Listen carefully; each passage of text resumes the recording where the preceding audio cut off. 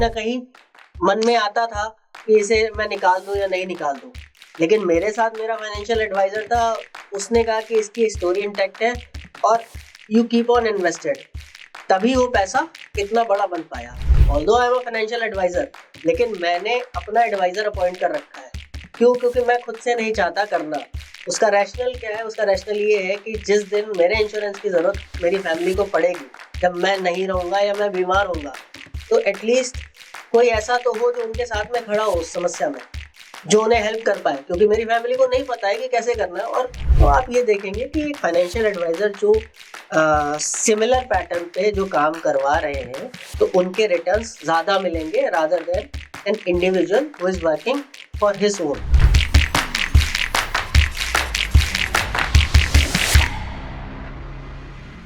क्या आप भी स्टॉक मार्केट में इन्वेस्ट करते हैं, म्यूचुअल फंड्स में, डायरेक्ट स्टॉक्स में, लेकिन जितना इन्वेस्टमेंट है उसके ऊपर उतना रिटर्न नहीं आ रहा है? क्या है इसके पीछे रीजंस? आप अपने खुद से इन्वेस्टमेंट्स करते हैं या आप उसको ट्रैक नहीं कर पाते, आपके पास इतना टाइम नहीं है कि आप अपनी इन्वेस्टमेंट्स को, अपनी ट्रेडिंग को या डायरेक्ट इन्वेस्टमेंट को आप उसको ठीक से ट्रैक कर सकें, टाइम टाइम पे उसको एनालाइज कर सकें। तो इसके लिए जरूरी है एक ऐसा पर्सन जो आपको टाइम टू टाइम अपडेट करे मार्केट के बारे में, आपके पोर्टफोलियो के बारे में। तो उसके लिए जरूरी है कि आप अपनी इन्वेस्टमेंट जब भी करें तो एक एक्सपर्ट एडवाइस के साथ करें, एक फाइनेंशियल एडवाइजर के साथ करें। हाय, आई एम योर बंधु नेहा, और आज हम इस वीडियो में बात करेंगे कि इन्वेस्टमेंट में फाइनेंशियल एडवाइजर क्यों इंपॉर्टेंट है और क्या बेनिफिट होते हैं एक फाइनेंशियल एडवाइजर के। तो इसके लिए आज हमारे साथ है मिस्टर शिवाल रस्तोगी, जो पिछले 23 सालों से इस इंडस्ट्री में है। उन्होंने बहुत सारे लोगों को वेल्थ क्रिएशन में और ट्रेडिंग में हेल्प किया है। तो आइए उनसे जानते हैं what is the importance of a financial advisor. Let's start. Hello sir, welcome to the video. Hello Neha, hello viewers. Sir, आज तक हमने बहुत सारी वीडियोस में आपने हमें बताया है इन्वेस्टमेंट के बारे में, स्टॉक मार्केट के बारे में, हमें इन्वेस्टमेंट क्यों करना चाहिए, कब से करना चाहिए। अब सर एक क्वेश्चन आता है कि इन्वेस्टमेंट हमें कैसे करना चाहिए। नॉर्मली लोग क्या करते हैं सर, खुद से अपना अकाउंट खोला, चाहे वो म्यूचुअल फंड है, चाहे वो अपना ट्रेडिंग अकाउंट है, और खुद से स्टार्ट कर लेते हैं।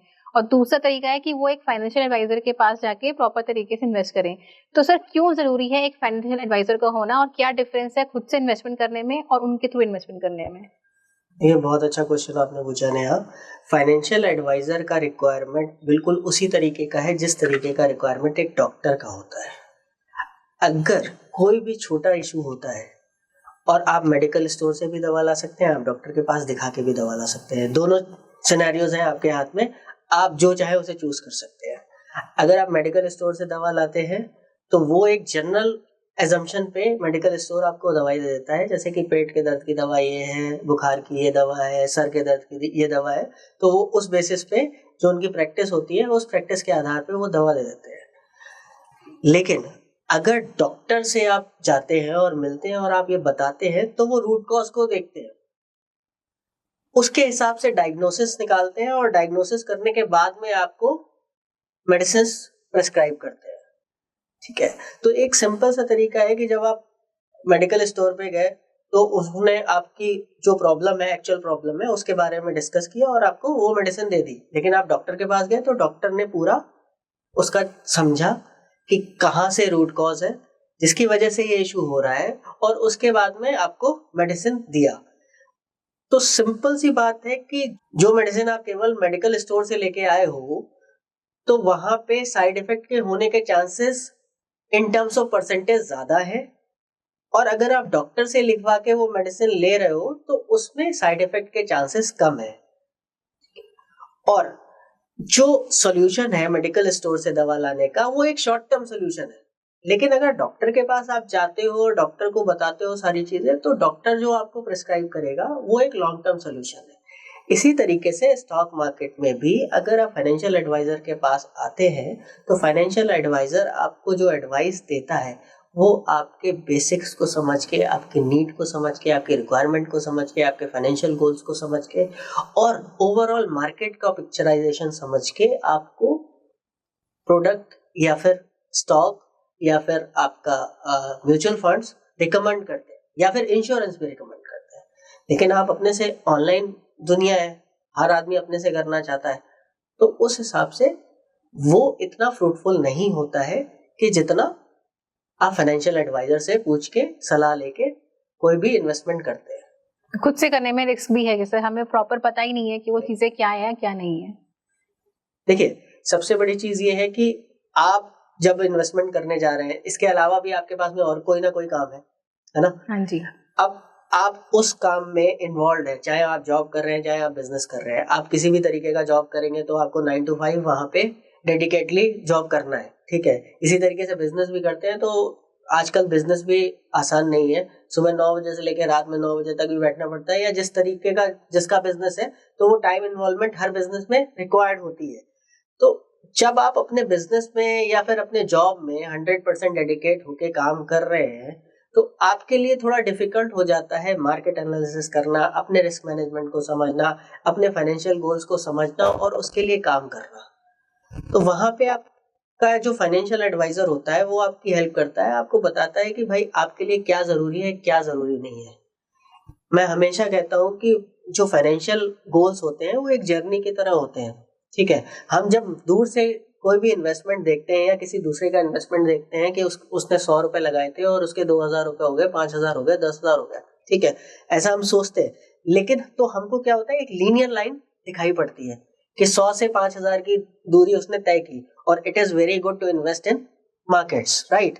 बट द थिंग इज कि उसमें क्या उतार चढ़ाव आए हैं, उसके पीछे क्या क्या में चीजें छुपी हुई हैं वो Right. हमें नहीं दिखती हैं। उसके पीछे क्या क्या उतार चढ़ाव आए हैं, क्या हिंड्रेंसेस रहे हैं, जी। क्या इमोशंस आए हैं वहां पे कि भाई अगर मान लो कि 100 पे चीज ली हमने, 200 होगी, 200 से वापस 100 आ गई तो हमने पेशेंस रखा, हमने उसको नहीं बेचा, जाने नहीं दिया। कभी कभी ऐसा होता है कि मार्केट इतना मूव करती है, फ्लक्चुएट करती है कि पता चला हमें 100 रुपए पे 200 रुपए का प्रॉफिट आ रहा था और वो सारा का सारा वाइप आउट हो गया।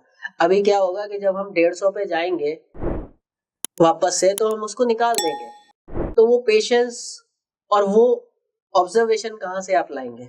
जी बिल्कुल, सबका माइंडसेट और वो पेशेंस लेवल अलग अलग है। हमें किसी का 100 का 1000 का प्रॉफिट दिखेगा, लेकिन ये नहीं कि कब से रुका आ रहा है और क्या क्या चीजें अप एंड डाउन देखे होंगे। Exactly. वो चीजें हम नहीं कंसीडर करेंगे वहां पे, हमें सिर्फ 100 का 1000 दिखेगा बस। राइट। जैसे कि मैं अपना एक्सपीरियंस बताता हूँ कि मैं 2003 में मैंने मारुति का आईपीओ लगाया था और fortunately I got 100 shares of Maruti at the rate of 125 rupees only, ठीक है। अब ये 21 साल पुरानी बात है। 21 साल में जब 125 रुपए लगाए थे, टोटल अमाउंट इन्वेस्टेड थी 12,500 रुपए, है ना। और आज की डेट में 12,500 रुपए पर शेयर प्राइस है उसका। तो 21 साल में कितना मल्टीप्लिकेशन हुआ? 100 टाइम्स का मल्टीप्लिकेशन हुआ। बट ऐसा नहीं है कि उसमें उतार चढ़ाव नहीं आए। पहले वो 300 गया, 400 गया, 400 के बाद में घट के फिर 250 300 आया, फिर वहां से बढ़ना शुरू हुआ, 500 गया, 700 गया। तो कहीं ना कहीं मन में आता था कि इसे मैं निकाल दूं या नहीं निकाल दूं। लेकिन मेरे साथ मेरा फाइनेंशियल एडवाइजर था, उसने कहा कि इसकी स्टोरी इंटैक्ट है और यू कीप ऑन इन्वेस्टेड, तभी वो पैसा इतना बड़ा बन पाया। अगर फाइनेंशियल एडवाइजर नहीं होता तो थॉट प्रोसेस यही होता है कि 12,500 लगाएं आप, बहुत ज्यादा रुक पाओगे, वो डबल भी हो जाता है तो भी निकल जाते हैं सर, निकल जाते हैं। 20-30% पे ही एग्जिट हो जाता है आदमी, इतना पेशेंस लेवल होता ही नहीं है। तो कहीं ना कहीं एग्जिट आ जाता है और वो एग्जिट आ गया तो कहानी खत्म, स्टोरी खत्म। तब आप मल्टीपल में पैसा कैसे कमाओगे? तो फाइनेंशियल एडवाइजर ने वहां पे मेरी हेल्प की जब मुझे समझ नहीं थी मार्केट में। उन्होंने बोला कि नहीं, आप इसको होल्ड करिए और इसकी स्टोरी इंटैक्ट है। मार्केट में आज बहुत कम कारें बिक रही हैं, लेकिन आगे आने वाला दौर ऐसा है कि बहुत कारें बिकेंगी और मारुति लीड करेगा। और वैसा ही हुआ। आज की डेट में मारुति लीड कर रहा है। अगर इंडिया में आप देखेंगे मारुति जैसी कंपनी को, तो मारुति बहुत सारी कारें बेचता है, साल में बहुत सारी कारें बिकती हैं। वो ये सर फाइनेंशियल एडवाइजर हमें एक विजन, उनका एक विजन है, उनको दिख रहा है, वो एक दूरदर्शिता कह सकते हैं कि उनको दूर का दिख रहा है और वो हमें हेल्प कर रहे हैं। बिल्कुल सर। तो आपको बस यही करना है कि फाइनेंशियल एडवाइजर की सलाह से इन्वेस्टमेंट करना है। आपको सारी चीजें खोल के बतानी पड़ेंगी फाइनेंशियल एडवाइजर को कि भाई मेरा ऑब्जेक्टिव क्या है, क्योंकि कोई भी जर्नी करने के लिए आपका ऑब्जेक्टिव इंपॉर्टेंट होता है। आपका ऑब्जेक्टिव अगर क्लियर नहीं है, आपका गोल अगर क्लियर नहीं है, तो वो जर्नी आप कर ही नहीं सकते। आपको यहाँ से मुंबई जाना है, अब ट्रेन भी पहुंचाएगी आपको 16 घंटे में, फ्लाइट आपको 2 घंटे में पहुंचा देगी, ठीक है। बाई बस भी आप जा सकते हैं, बाई कार भी जा सकते हैं, बट आपको कितने समय में पहुंचना है, किस पेस से पहुंचना है, कितना बड़ा आप रिस्क ले सकते हैं, ये सारी चीजें आपको क्लैरिफाई करनी पड़ती हैं एक छोटी सी जर्नी में। अगर आपको 5 घंटे में ही काम है मुंबई में, तो आप सीधी सी बात है फ्लाइट लेके जाओगे, और आपको 2 दिन बाद काम है तो आप you can take train also. तो ये सब चीजें जब हम फाइनेंशियल एडवाइजर से डिस्कस करते हैं ओपनली, तब हमें पता चलता है कि कहाँ पे हमें पहुंचना है और किस पेस से पहुंचना है, कितने दिनों में पहुंचना है, और किस चीज को लेके, किस प्रोडक्ट को लेके हम वहां पहुंच सकते हैं। वो चाहे डायरेक्ट इन्वेस्टमेंट हो, चाहे इनडायरेक्ट इन्वेस्टमेंट हो, चाहे इंश्योरेंस हो, चाहे कुछ भी हो। इवन आज की डेट में तो फिक्स इनकम प्लान भी आते हैं कि जहाँ पे फिक्स इनकम का भी रैशनल है। अगर मान लीजिए किसी का पर्पस बहुत, टारगेट बहुत छोटा है और उन्हें कम रिस्क लेके उस टारगेट को अचीव करना है, तो they can do FD also. But आपको समझना तो पड़ेगा ना कि आपको कब और कैसे और कहाँ कितनी देर में पहुंचना है। उसके लिए फाइनेंशियल एडवाइजर की रिक्वायरमेंट है। और मैं हमेशा एक बात कहता हूँ कि आप लोग अपने फाइनेंशियल गोल्स जरूर बनाएं। सब लोग सपने देखते हैं और ये सोचते हैं कि मेरे पास में गाड़ी होनी चाहिए, मेरे पास में बड़ा बंगला होना चाहिए, मेरे पास में XYZ चीजें होनी चाहिए। भाई, आप ये सोचते हो, आपकी सोच बहुत अच्छी है, और अगर आप सोचोगे नहीं तो कभी अचीव नहीं कर पाओगे। लेकिन उसके लिए फाइनेंशियल गोल्स कैसे सेट करेंगे? क्योंकि कोई भी चीज, कोई भी बड़ी चीज अचीव करने के लिए हमें पैसे का ही रिक्वायरमेंट है, और जब पैसे का रिक्वायरमेंट है अपने को, तो फाइनेंशियल गोल्स बनाना इंपॉर्टेंट है। चाहे वो आपके फाइनेंशियल गोल्स हो या आपकी फैमिली के फाइनेंशियल गोल्स हो, आपको दोनों पे काम करना है। उसके अलावा आज की डेट में जो रिटायरमेंट प्लानिंग है वो बहुत इंपॉर्टेंट है, वो भी आप फाइनेंशियल एडवाइजर के बिना नहीं कर सकते। तो इन सब चीजों के लिए आपको साथ में बैठना है फाइनेंशियल एडवाइजर को, और उसके बाद में उससे डिस्कस करना है ये सब चीजें, और अपना इन्वेस्टमेंट स्टार्ट करना है। अगर आप बीच में भी हैं इन्वेस्टमेंट के, तो आप ये देखेंगे कि एक फाइनेंशियल एडवाइजर जो सिमिलर पैटर्न पे जो काम करवा रहे हैं, तो उनके रिटर्न्स ज्यादा मिलेंगे rather than an individual who is working for his own. ठीक है, मैंने कई म्यूचुअल फंड्स में भी देखे हैं कि जो म्यूचुअल फंड्स में फाइनेंशियल एडवाइजर के थ्रू इन्वेस्टमेंट करते हैं, तो उनका रिटेंशन और उनके रिटर्न ज्यादा होते हैं rather than direct investment. Direct में क्या होगा कि आपके रिटर्न्स भी कम आएंगे। म्यूचुअल फंड की बात चलिए तो एक चीज जो मैं बहुत देखती हूँ कि नॉर्मली डायरेक्ट स्टॉक में तो क्या होता है, क्लाइंट को डायरेक्ट उसका परफॉर्मेंस या परसेंटेज नहीं दिखता है, लेकिन म्यूचुअल फंड्स में वहां ये चीज दिखती है कि इस फंड के अंदर इतना रिटर्न जनरेट किया है इस फंड ने, तो लोग बहुत अट्रैक्ट हो जाते हैं। इस फंड ने 40% दिया, 35% दिया। तो क्या वो चीज देख के हमें इन्वेस्टमेंट करना चाहिए? मतलब क्या सिनेरियो रहता है सर इस परसेंटेज का? देखिए, परसेंटेज देख के कभी भी हमें भावुक नहीं होना चाहिए। हमारा ऑब्जेक्टिव, जैसे मैंने बताया कि ऑब्जेक्टिव क्लियर है, तब सारी चीजें इन्वेस्टमेंट में काम आएंगी। अभी क्या होगा कि मार्केट बहुत तेज चल रही है। आज के सिनेरियो में मार्केट ऑल टाइम हाई पे चल रही है, तो जो नया इन्वेस्टर होगा वो आने से डरेगा, और जो पुराना इन्वेस्टर है, जिसके पास में कोई फाइनेंशियल एडवाइजर नहीं है, वो ये कह रहा है, वो ये सोच रहा होगा कि आज मेरे को 100% या 200% का रिटर्न मिल रहा है, अगर पिछले 10 सालों से मैं इन्वेस्ट करते आ रहा हूँ, तो मैं एक बार इसको एग्जिट कर लेता हूँ। एग्जिट करने के बाद में मैं सोचूंगा अगर मार्केट नीचे आएगी तो हम ले लेंगे। अब यहां से बाई चांस मार्केट नीचे ही नहीं आई, तब उस सिनेरियो में वो क्या करेगा? वो तो छूट गया ना, उसका पर्पस खत्म हो गया, वो हैंड टू माउथ हो गया। अभी मान लो कि कोई चीज उसने 100 रुपए की बेच दी इस मार्केट में, इस तेजी में, और वो 200 रुपए की होगी, तो वो कभी ले ही नहीं पाएगा उस चीज को। हाँ, वहाँ खरीदना मुश्किल हो जाएगा हाँ। उनके लिए। इवन मैं तो ये कहता हूँ कि अगर 120 की भी हो गई ना, तो भी उसके लिए डिफिकल्ट हो जाता है वो खरीदना। तो वहां पे फाइनेंशियल एडवाइजर का रिक्वायरमेंट होता है, वो बताता है कि नहीं, इसका जो वर्थ है वो 120 नहीं है, 200 है, 300 है, 500 है, 1000 है, तो you have to hold this. ठीक है, और आपका इतना बड़ा कॉर्पस बन सकता है, तो वहां पे जस्टिफिकेशन आ जाता है आपके गोल सेटिंग का और फाइनेंशियल एडवाइजर का। तो basically financial advisor is like जैसे एक डैम होता है, उसमें जो पानी रोकने का काम करता है, उसको पता होता है कि कब तक वो पानी होल्ड करना है और कब निकालना है, तो उसी तरीके से काम करता है। तो सर इसके अलावा लोगों का बहुत ही रहता है कि उनको दिमाग में यही रहता है स्पेशली कि खुद से करेंगे तो चार्जेस कम देने होंगे, ब्रोकरेजेस नहीं देनी पड़ेंगी, और फाइनेंशियल एडवाइजर के साथ जाएंगे तो चार्जेस देने पड़ेंगे। तो इस चीज के लिए क्या सर उनको सजेशन है? देखिए, आप अपना हजारों का खर्चा बचाने के चक्कर में करोड़ों का नुकसान करवा रहे हैं। मैं तो यही आपसे बोलूंगा। बाकी सब समझदार हैं, होशियार हैं, सब जानते हैं कि क्या करना है क्या नहीं करना है। जो मेरा एक्सपीरियंस रहा है, मैंने देखा है, मैं आपको एक अपना पर्सनल थॉट प्रोसेस बताता हूँ कि जैसे कि मैंने इंश्योरेंस भी करवा रखा है, तो मैंने खुद से नहीं कर रखा है, although I am a financial advisor, लेकिन मैंने अपना एडवाइजर अपॉइंट कर रखा है। क्यों? क्योंकि मैं खुद से नहीं चाहता करना। उसका रैशनल क्या है? उसका रैशनल ये है कि जिस दिन मेरे इंश्योरेंस की जरूरत मेरी फैमिली को पड़ेगी, जब मैं नहीं रहूंगा या मैं बीमार होऊंगा, तो एटलीस्ट कोई ऐसा तो हो जो उनके साथ में खड़ा हो उस समस्या में, जो उन्हें हेल्प कर पाए, क्योंकि मेरी फैमिली को नहीं पता है कि कैसे करना है। और जब किसी फैमिली पे भी कोई भी प्रॉब्लम आती है ना, तो उसके जो पर्सन्स होते हैं वो ब्लैंक हो जाते हैं, उन्हें नहीं समझ में आता कि उन्हें क्या करना है। तो कोई फैमिली से अलग बंदा उन्हें चाहिए उनको सपोर्ट करने के लिए। और ऐसे टाइम पे ऐसा पर्सन होना चाहिए जो उस टाइम इमोशनली वीक ना पड़ के उन्हें स्ट्रांगली सपोर्ट कर पाए। हाँ, तो इसीलिए मैंने अपना फाइनेंशियल एडवाइजर अलग रखा है। तो आपको भी इसी तरीके से वाइजली चूज करना है कि आप हजारों का नुकसान करने के लिए रेडी हो या करोड़ों का नुकसान करने के लिए रेडी हो। अगर आपको करोड़ों बनाने हैं तो हजारों को नुकसान करने के लिए रेडी हो जाओ। कोई भी बंदा आएगा आपको फाइनेंशियल एडवाइजरी देगा तो वो अपनी थोड़ी बहुत तो फीस चार्ज करेगा ही। फिर उस फीस के बदले में आपको एक वर्थ भी तो मिल ही रही है ना। Right. आप वो अगर कोई भी चीज फ्री की है तो वो आपको जो चीज फ्री है तो वो फ्री वाला काम करके देगा, और अगर वर्थ कर रहा है तो वर्थ आपको जनरेट करके देगा। बिल्कुल। तो जैसे कि मैंने आपको पहले भी बताया कि डायरेक्ट इन्वेस्टमेंट और इनडायरेक्ट जो रेगुलर इन्वेस्टमेंट म्यूचुअल फंड में होते हैं, उसमें ये एक डेटा है, ये प्रूवन डेटा है और हर म्यूचुअल फंड के पास में है कि जो डायरेक्ट इन्वेस्टमेंट वाले क्लाइंट्स होते हैं वो हमेशा जल्दी एग्जिट कर जाते हैं अपनी इन्वेस्टमेंट से और वो बड़ी वेल्थ नहीं क्रिएट कर पाते हैं।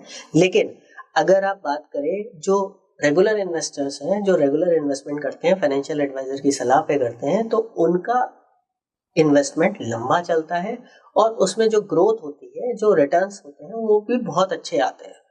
ठीक है, इसी तरीके से स्टॉक मार्केट की मैं बात करूं तो जो लोग इन्वेस्टमेंट करते हैं तो वो किस तरीके से इन्वेस्टमेंट करते हैं, स्टॉक मार्केट में ट्रेडिंग करते हैं या इन्वेस्टमेंट करते हैं, तो वो ये देखते हैं कि हमारी सराउंडिंग में कौन कौन है, डिस्कस करने वाला स्टॉक मार्केट के बारे में। वो स्टॉक मार्केट में डिस्कशन किया उन्होंने 2 लोगों से, 4 लोगों से, अपने कलीग से किया, अपने फैमिली में किया, फ्रेंड से किया, जो भी है उनके साथ में उनसे किया।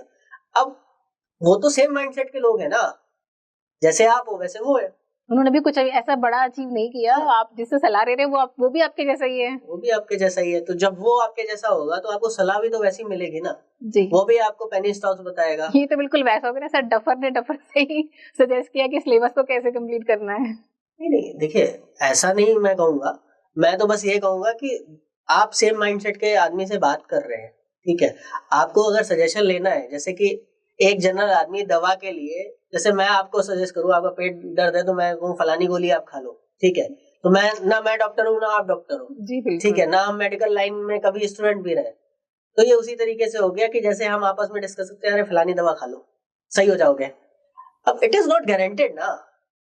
और सर उसको खाने के बाद भी तब भी ठीक नहीं हुए तो जो पैसा खाया लगाया दवाई में वो भी वेस्ट हो गया, और अल्टीमेटली फिर भी डॉक्टर पास जाना पड़ेगा, फीस भी देनी पड़ेगी और मेडिसिन में, और जो पेन लेना पड़ेगा वो अलग। हाँ, तो यही है ना, ये सारा पेन आपको फेस करना पड़ेगा, उसमें आपका टाइम भी खराब होगा और उसके बाद में अल्टीमेटली जैसा आपने बोला डॉक्टर के पास जाना है या हमारी कंडीशन में फाइनेंशियल एडवाइजर के पास जाना है, तो वो फाइनेंशियल एडवाइजर के पास जाना पड़ेगा। कल भी मैं एक लोग के साथ में बैठा हुआ था, तो वो अपना पोर्टफोलियो दिखा रहे थे मुझे, जो कि वो अपने हिसाब से करते हैं।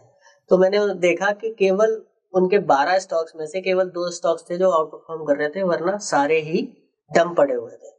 और लॉजिक क्या था कि किसी ने बोला, किसी भाई ने बोला तो उन्होंने शेयर खरीद लिए, किसी दोस्त ने बोला तो उन्होंने शेयर खरीद लिए, और उनका 8-10 लाख रुपए का डम पोर्टफोलियो पड़ा हुआ था जिसमें कि कोई भी रिटर्न नहीं आ रहा, जबकि मार्केट ऑल टाइम हाई पे है। एटलीस्ट कुछ तो रिटर्न आना चाहिए ना ऑल टाइम हाई मार्केट पे। वो उनका जो रिटर्न था वो नेगेटिव में था, ओवरऑल रिटर्न नेगेटिव में था। तो आप भी समझदारी करें, समझदारी के साथ में फाइनेंशियल एडवाइजर को चूज करें। फाइनेंशियल एडवाइजर का इंपॉर्टेंस बहुत होता है। आप छोटे मोटे पैसे बचाने के चक्कर में बहुत बड़ा नुकसान कर रहे हैं। और सर बहुत टाइम तक अगर हम अपनी कैपिटल को स्टक करके भी बैठे हैं तो अल्टीमेटली इंटरेस्ट तो जा ही रहा है ना हमारे कैपिटल का, वो भी हम गेन नहीं कर पा रहे हैं सिर्फ थोड़े से चार्जेस बचाने के चक्कर में। और वो चार्जेस भी ऐसे कोई लाखों में तो होते ही नहीं है सर। थोड़े बहुत चार्जेस के लिए हम अपनी लाखों की कैपिटल, अपना टाइम, ये सारी चीजें जो टाइमली हमें मिलना चाहिए वो नहीं मिल रहा है। तो जैसा कि सर ने बताया कि इन्वेस्टमेंट करना इंपॉर्टेंट है, लेकिन इन्वेस्टमेंट सही डायरेक्शन में हो रहा है या नहीं हो रहा है, तो उसके लिए जरूरी है कि आप फाइनेंशियल एडवाइजर के साथ ही इन्वेस्टमेंट करें। वो आपको बताएंगे कि आपके लिए आपकी जो इन्वेस्टमेंट जर्नी है वो कैसे टाइमली और अच्छी तरह इफेक्टिवली पूरी होनी चाहिए। होप आपको ये वीडियो पसंद आया होगा, और इसी तरह की वीडियोस देखने के लिए आप हमें like and subscribe and share करें please. Every Wednesday and Saturday हम नई वीडियोस अपलोड करते हैं, और अगर आपकी कोई भी क्वेरी है आप हमें कांटेक्ट कर सकते हैं और कमेंट भी कर सकते हैं। Thank you.